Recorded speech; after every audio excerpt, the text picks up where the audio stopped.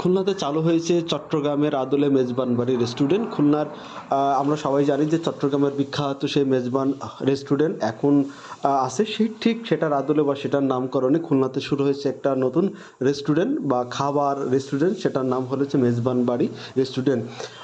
এখানে একটু বিশেষত্ব হলো এটা একটা ছোট্ট একটা পার্কের মতো, এখানে অনেক কিছু আছে, মানে ডেকোরেশনের ব্যাপারটা আমার কাছে খুব ভালো লাগেছে। আসলে খাওয়ার ব্যাপারটা এখনো সুযোগ হয়নি।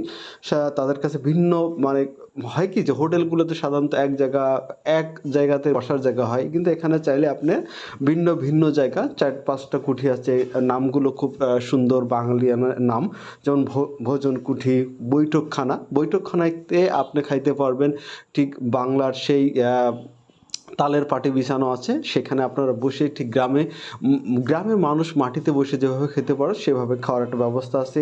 রসনা কুঠি, আহার কুঠি, শরবত পানশালা, তারপরে বারবিকিউর ব্যবস্থা আছে এবং একটা ব্যাপার বাচ্চাদের জন্য সামনে একটু বেশ সুন্দর করে ডেকোরেশন করা আছে এবং বাচ্চাদের জন্য খেলার একটা জায়গা আছে। সব মিলে আমার কাছে মনে হয়েছে যে হ্যাঁ, নতুন এই রেস্টুরেন্টটা চালু করেছে এই ডিসেম্বরের 16 তারিখে এবং খারাপ না। খাওয়ারের প্রসঙ্গ বলতে গেলে আসলে খাওয়ার এখনও সুযোগ হয়নি, কারণ হচ্ছে আমরা গিয়েছিলাম বিকালের দিকে। আসলে একটু সন্ধ্যার দিকে গেলে ভালো হয়, যে খাবারটা আসলে ট্রাই করা হয়নি। এবার আপনারা কিভাবে যাবেন?